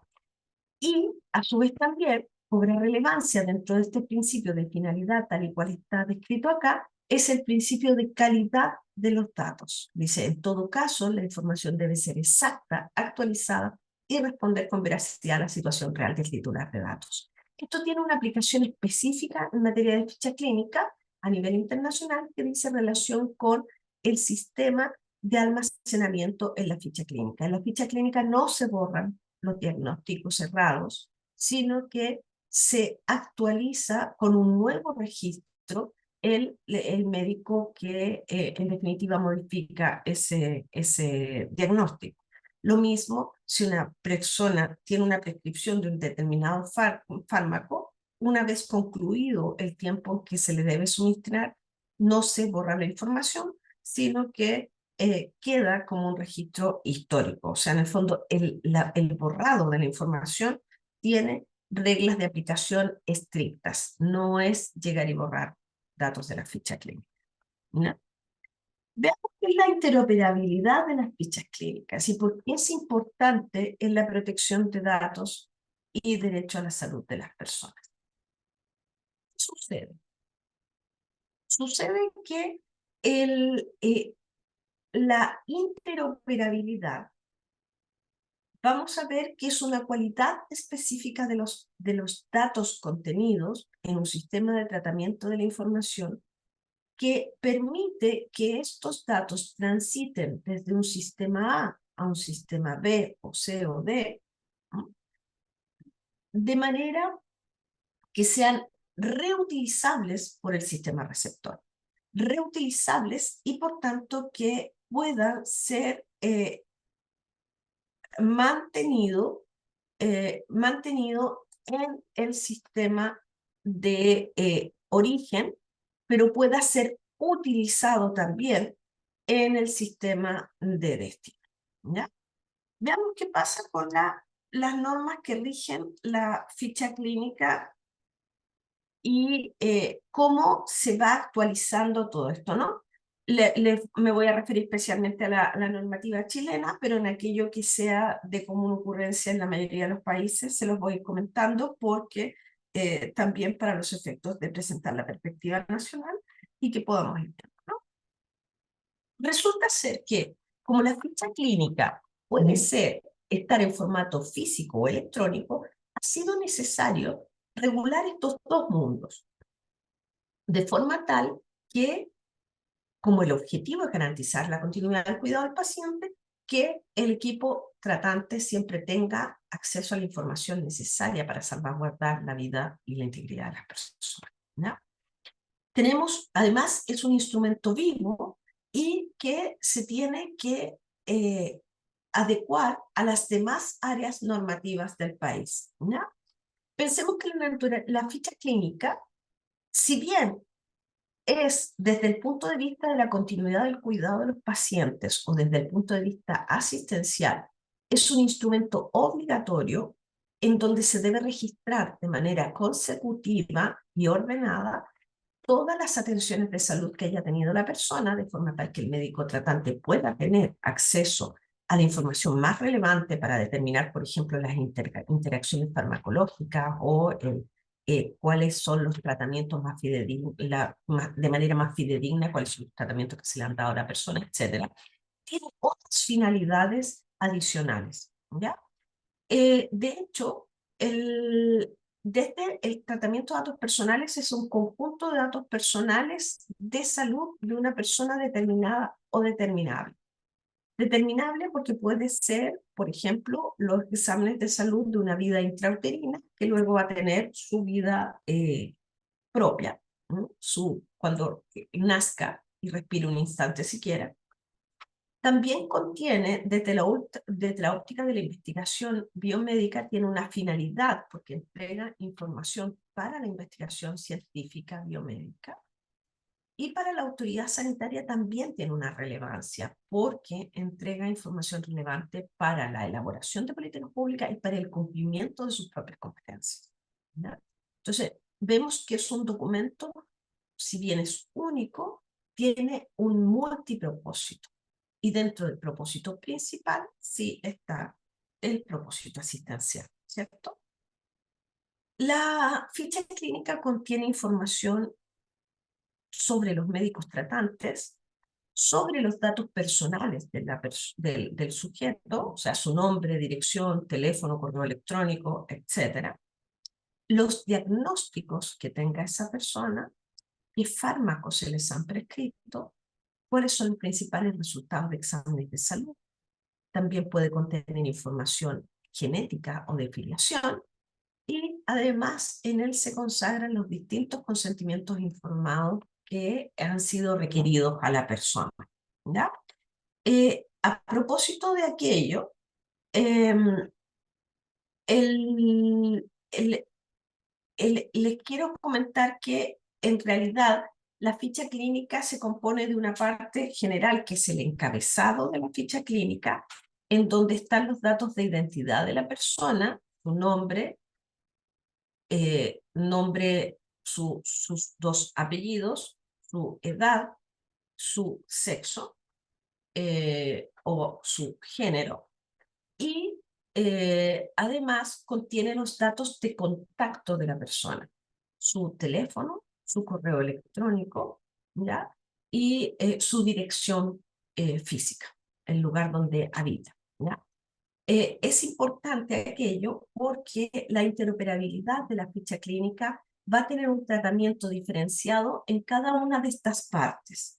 El encabezado, donde está el nombre, apellidos de las personas, su edad, su género y sus datos de contactos, podrá ser utilizada, por ejemplo, por la autoridad sanitaria para informarle que corrió una lista de espera, un sistema de atención ordenada, y que, por tanto, va a quedar, próximamente le van a avisar para tomar una hora, por ejemplo, ¿ya?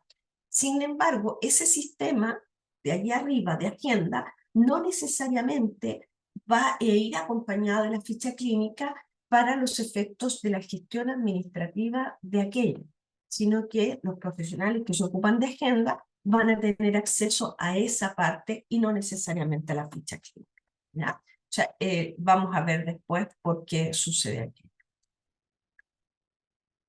¿Qué pasa? Porque se registra en la ficha clínica la información del paciente para contactarlo y tal, pero en la ficha propiamente tal, en el núcleo de la ficha, está contenida la información sensible propiamente tal. Está toda la información proveniente de las atenciones otorgadas, cuando esta debe constar por escrito, y si se trata de información verbal, se consigna el hecho de haberse informado al paciente de estas circunstancias, ¿ya?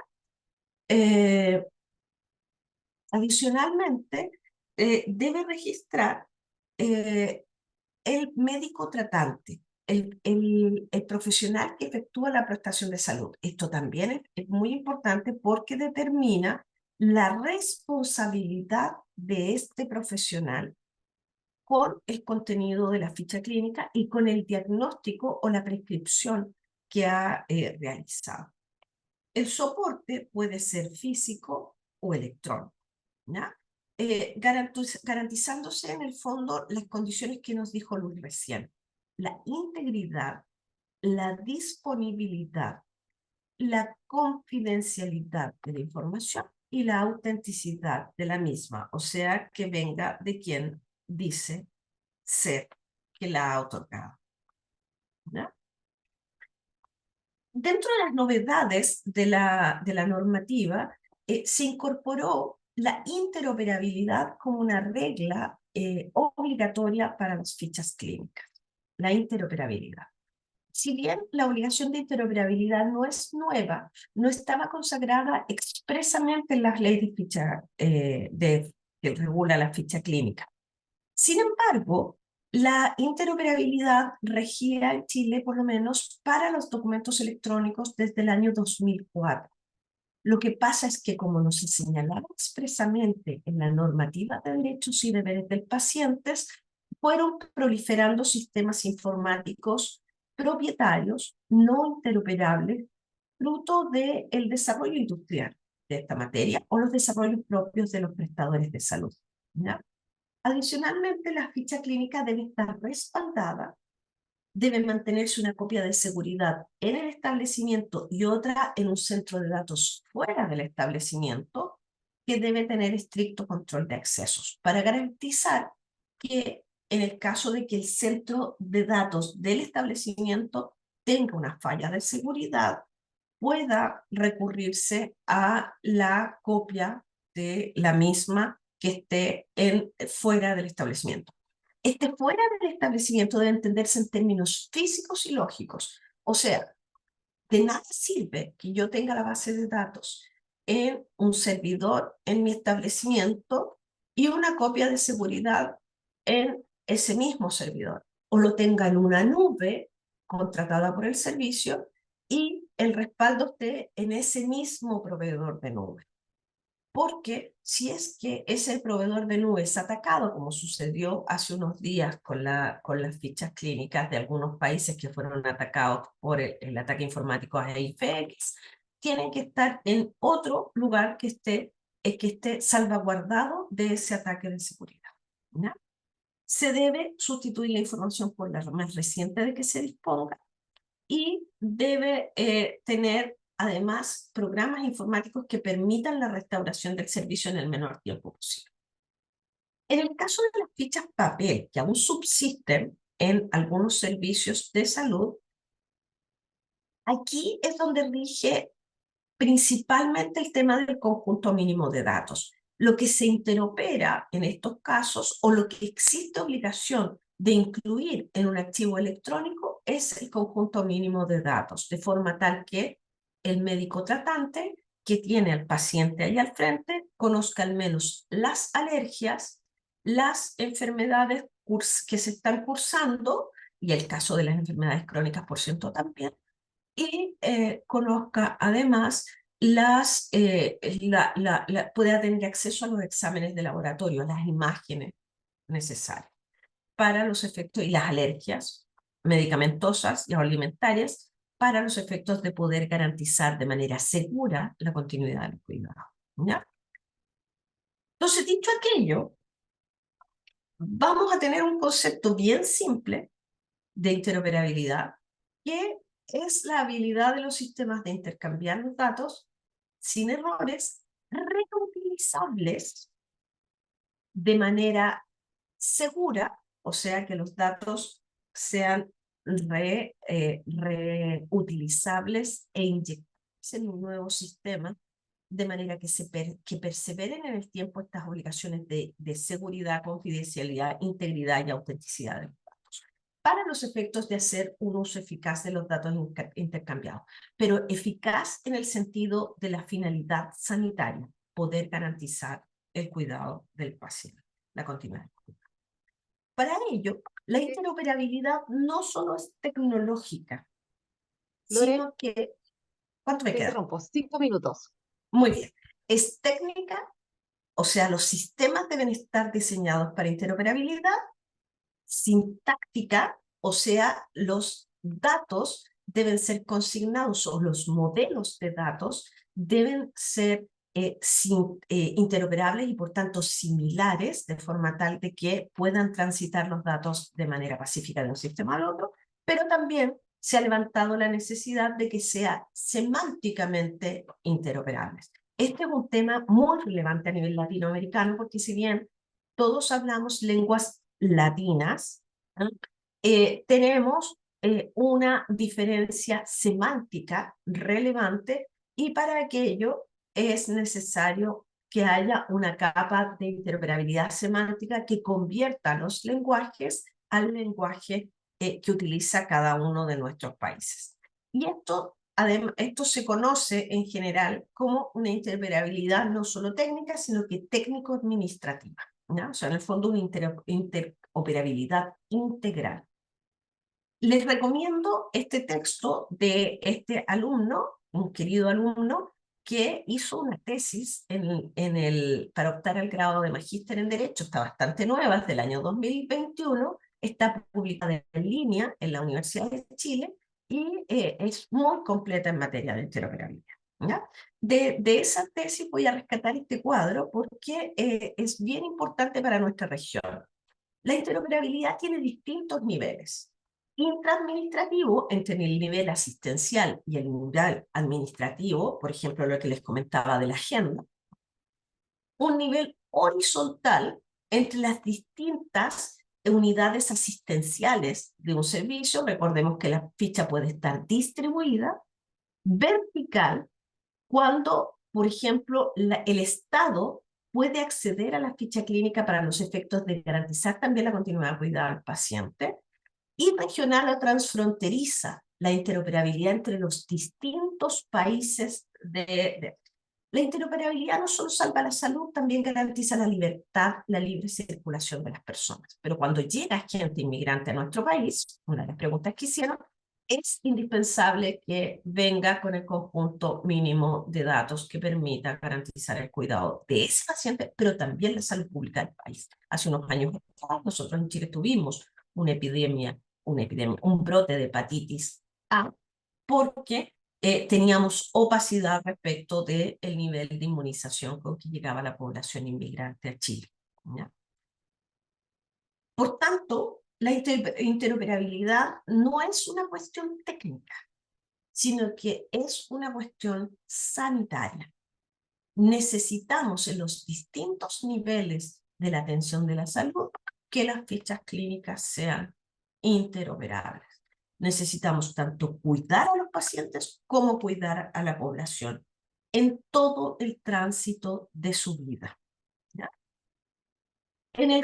A su vez, la interoperabilidad en el cuidado del paciente no alcanza solo un nivel, sino que todos los niveles, ¿ya? Porque uno de los problemas que tenemos es que en el nivel primario de atención tienen un sistema de ficha clínica, en el nivel secundario tienen otro sistema de ficha clínica y a nivel cerrado también tienen otro sistema de ficha clínica. Y entre estos tres niveles, la información debe fluir de manera transparente para los efectos de que los profesionales puedan garantizar el cuidado del paciente. Y en este sentido vamos a tener que el contenido mínimo de la ficha clínica interoperable va a estar establecido en este imperativo, ¿ya? ¿Quién tiene la obligación de interoperar? El prestador. No obstante, el prestador se sirva de un tercero, un proveedor tecnológico que le dé el servicio de ficha clínica, él es el responsable de la interoperabilidad de la ficha, ¿ya? Y de entregar, por tanto, y disponibilizar esta información, ¿ya? Por tanto, los sistemas informáticos de ficha clínica tienen que ser certificados, interoperables y garantizar los imperativos de seguridad de la información que vimos, ¿ya? Esto está regulado hoy día en Chile en el artículo 13, inciso 7, de la Ley de Derechos y Deberes del Paciente, de acuerdo a la modificación de la Ley 20.521 que les hablé recién. Luego, en la determinación de los estándares de interoperabilidad, aquí es la autoridad sanitaria la que debe determinar cuáles son los estándares de interoperabilidad, con una obligación general para todos los actores que participan del ecosistema de la salud. Ya nos hablaron de que existen estándares técnicos generalmente aceptados que no incluye el de seguridad de la información para pero ustedes los juntan con la presentación de Luis para los efectos de que garantizar que en todos los niveles exista interoperabilidad, ¿ya? Una cosa que preguntaron, ¿ya? Así que me concedo el minuto, Paola. En el Sí, chat te lo iba a preguntan, quitar. sí, preguntan en el chat por el acceso a la información contenida en la ficha clínica. El acceso a la ficha clínica debe entenderse en el sentido de la finalidad de este instrumento. Por tanto, si yo necesito, por ejemplo, el paciente está en lista de espera para un trasplante de corazón y necesito acceder a su teléfono porque tengo un corazón y necesito que venga hoy día, evidentemente voy a tener acceso a la ficha clínica. No puedo limitar el acceso a la ficha clínica por razones administrativas cuando la finalidad es la salvaguarda de la vida y la integridad de las personas, ¿ya? Entonces, van a tener acceso a la ficha clínica todas las personas que participen directamente en la atención de salud del paciente y dentro de aquellos vamos a tener que considerar, y en esto nosotros estamos reformando esta ley para los efectos de dejar en claro que en todos los niveles que requieran acceder a la ficha clínica para los efectos de salvaguardar este acceso van a poder tener acceso a aquella información necesaria para aquello. Por eso les decía yo que la ficha en realidad es un fichero distribuido en tres partes distintas. Por tanto, las condiciones de acceso son las necesarias para aquello. Esto está establecido en el artículo 15 de la Ley 20.584 de derecho y acceso a la ficha clínica, ¿ya? Y lo otro importante es que teníamos una barrera de acceso importante en la posibilidad de acceder a la ficha clínica por parte de terceros, porque se exigía que la persona mandatara, fuera personalmente o mandatara a través de un poder otorgado ante un notario público, un ministro de fe. Sin embargo, se modificó para los efectos que la persona pueda autorizar el acceso a la ficha clínica a través de un documento electrónico firmado con un sistema de firmado electrónico, ¿ya?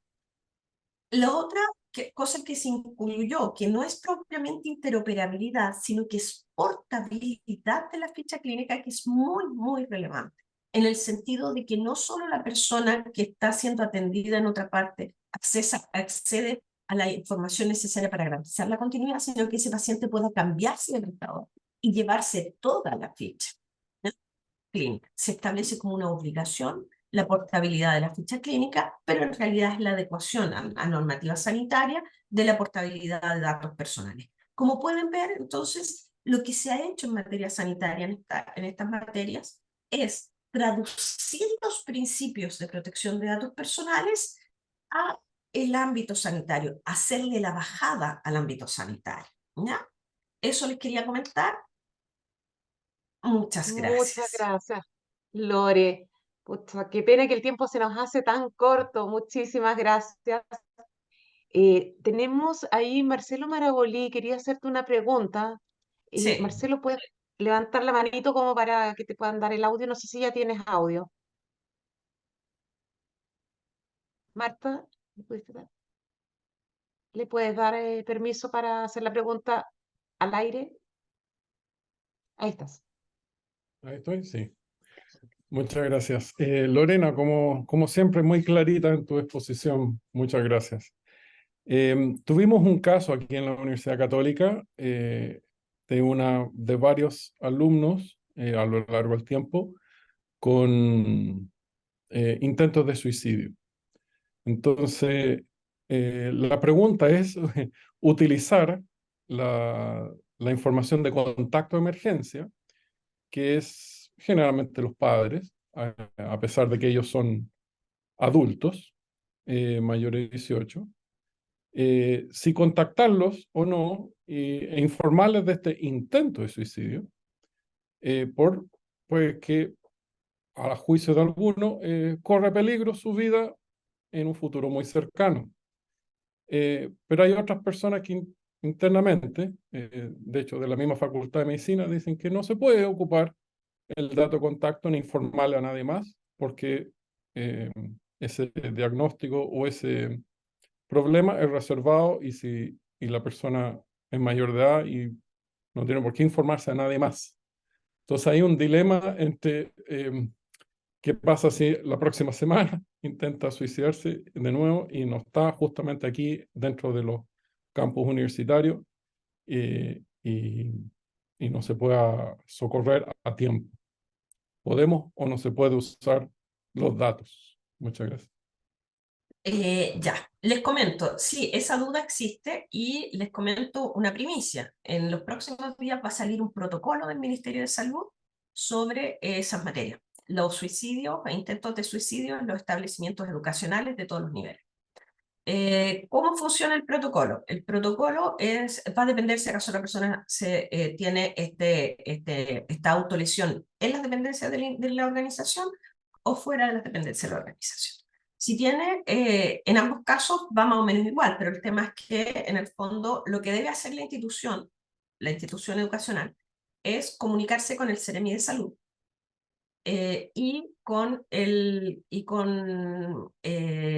porque en el fondo es una conducta de riesgo sanitaria que está dentro de la suicidabilidad en el fondo, está dentro de los patrones de política pública que el Ministerio de Salud controla, y actuar conjuntamente en la notificación oportuna, salvaguardando los datos personales, a la comunidad de una parte. Identificar las personas que podrían estar en riesgo asociado, sus mejores amigos, por ejemplo, y sus padres. porque están en riesgo asociado. Pensemos en el caso de Sinead O'Connor, que se suicida a su hijo de 17 años y ella no es capaz de resistirlo y se suicida también. Entonces, por contarle un caso farandules. Pero existe una razón de interés público para los efectos de comunicar y una razón de salud pública para comunicar en la comunidad. Pero esto va a quedar solucionado en la Ley de Protección de Datos Personales que se va a dictar, que está en la comisión mixta y que va a salir próximamente, sin perjuicio de que el Ministerio de Salud ya elaboró en conjunto con el Ministerio de Educación este protocolo aclarando esta información que tú consultas. Porque la verdad es que estamos con un problema nacional importante. Muchas gracias, Lorena. Este es un tema que de hecho también en RUD de América Latina hemos tocado como un tema común en distintos países de la región, el tema de salud mental en jóvenes, incluso niños. Es un tema que no solo desde la perspectiva de la protección de datos, sino que desde los distintos ámbitos es tremendamente relevante hoy para la población. Tenemos varias preguntas, a ver si logro tomarla. Después de la de Marcelo había otra pregunta que no sé si respondiste, Lore, y es la última que podríamos tomar, que son casi las 2 de la tarde en Chile, las 12 y poco más, a ver. Dice de Loreto Vivallos, perdón. ¿Se puede suponer que la finalidad de la recolección de datos en salud considera per se todo lo indicado como fines de uso de la historia clínica? En este sentido, ¿es necesario solicitar el consentimiento de uso de parte de las personas para fines ya establecidos en la ley? Ya. Lo que pasa es que eso se trata como finalidades primarias y secundarias. Si el dato personal fue recogido en la finalidad asistencial, no se puede llegar a utilizar para finalidad científica. Hay un tránsito ahí en el fondo. Si yo tengo datos en fichas clínicas de personas y quiero utilizarlos en una investigación científica, primero tengo que anonimizarlos. Si los necesito nominados, debo pedir la autorización a las personas y me rijo por la normativa de investigación científica en personas humanas en cuanto a la solicitud del consentimiento. ¿Ya? Así que no es llegar a utilizar. La ley, o sea, cada ley establece las condiciones del tratamiento de esta información. ¿Ya? De hecho, una de las gracias del trabajo del alumno que les comenté hace un rato, del alumno Catepillán, es que él caracterizó y buscó en la legislación chilena y que lo pueden extrapolar a los otros países, los organismos que naturalmente tienen en sus leyes autorización para tratar datos de salud. Por ejemplo, la Defensora de Niñas, Niñas y Adolescentes, por el tema de salud mental de los niños, niñas y adolescentes y sus desnutriciones, el Ministerio de Desarrollo Social, la Fiscalía, etcétera. Hay distintos organismos que en sus leyes orgánicas contienen información. Sin embargo, tenemos que tener presente las condiciones que en cada caso se establecen para el acceso a las fichas clínicas. Por ejemplo, en la legislación dice que la Fiscalía y la Defensoría puede acceder a las fichas clínicas, pero solo en los casos en que están interviniendo en este momento y en la medida que esa información sea necesaria para los efectos de la resolución del mismo. ¿Ya? Eso. Y preguntaron solo quería precisar una cosa, porque preguntaron en el chat la delimitación de responsabilidades entre el establecimiento de salud y el proveedor tecnológico. Eso es un tema súper relevante, por eso me voy a tomar un segundo en contar. El establecimiento responsable frente al legislador, frente a la autoridad sanitaria y frente al paciente. El proveedor tecnológico es responsable frente al prestador. Por tanto, yo tengo que asegurarme en los contratos que hago con estos proveedores, tener reglas de mandato claras y establecimiento de responsabilidades específicas por el tratamiento de los datos por mandato que realiza en la gestión de las fichas clínicas. Ojo con eso. Y eso es un dominio, no me acuerdo si es el 11 de la ISO 27001 de seguridad y cumplimiento normativo. Así que ojo con aquello, tienen que asegurar que los contratos tengan la obligación de interoperabilidad, certificación y responsabilidad. Muchas gracias, Lore. Lamentablemente no nos queda más tiempo. Yo voy a hacer un par de comentarios respecto de algunas cosas que están en el chat. Hay un tema que también planteaste, Lorena, sobre el tema de la terminología común para América Latina. Ahí Paulo comenta que es un tema interesante para Rute América Latina. Contarles que desde Rute Chile, liderado por el profesor Matoli, que está acá también presente, se está haciendo un grupo, hay un grupo de trabajo, no solo chileno, sino que a nivel internacional, sobre un glosario iberoamericano para temas de telemedicina y telesalud, que ya debería estar pronto a tener su primera versión, así que la idea es que quede como un bien público. También nos dicen de Sense que ahí se va a empezar a hacer contarles que está por comenzar en Chile un proceso participativo para la elaboración de un manifiesto ciudadano de salud digital. Así que ahí también Carlos Carreño dejó sus datos de contacto. No alcanzamos a revisar todo. La verdad es que yo les quiero dar las gracias a Nelson, a Luis, a Lorena por sus excelentes intervenciones. La verdad es que se abren más y más temas que conversar, pero desde ya les agradezco la generosidad, el tiempo y a todas y todos los que han seguido esta transmisión, que va a quedar disponible en el canal de YouTube de Red Clara para que la puedan revisar. Así que, y por supuesto, a Rute América Latina por el esfuerzo para organizar esta actividad.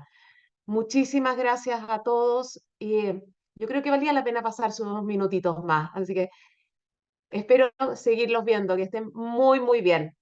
Gracias a todos. Hasta luego, gracias. Chao.